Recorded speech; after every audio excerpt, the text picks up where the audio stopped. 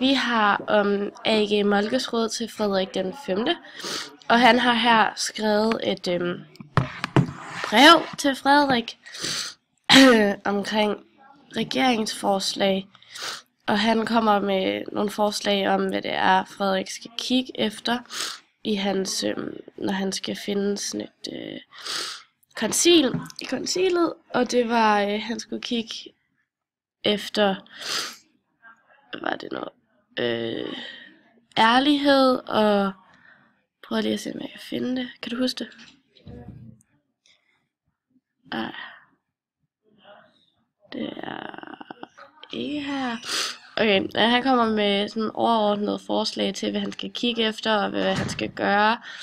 Ikke bare smide folk ud, hvis de har ham sådan laver en fejl, fordi det er menneskeligt at fejle. Menneskelige svagheder, kan man se her. Og sådan lidt forskellige ting. Og det har noget at gøre med vores sådan, emne, fordi at vi har den formelle magt og uformelle magt. Og det kan relatere til Frederik den 5. som den formelle magt, og A.G. Moltke som den formelle magt. Ja, fordi at A.G. Moltke, han hjalp Frederik den 5. med at styre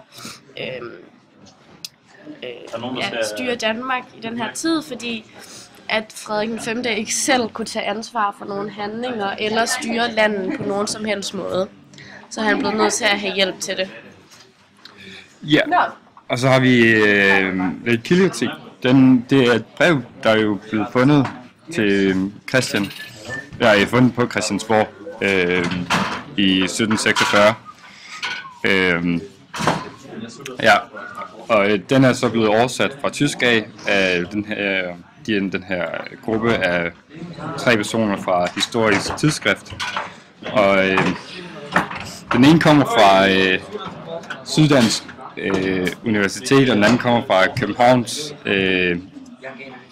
Universitet, og den sidste kunne vi ikke lige finde noget om. Men som sagt, så virker det meget pålideligt og troværdigt.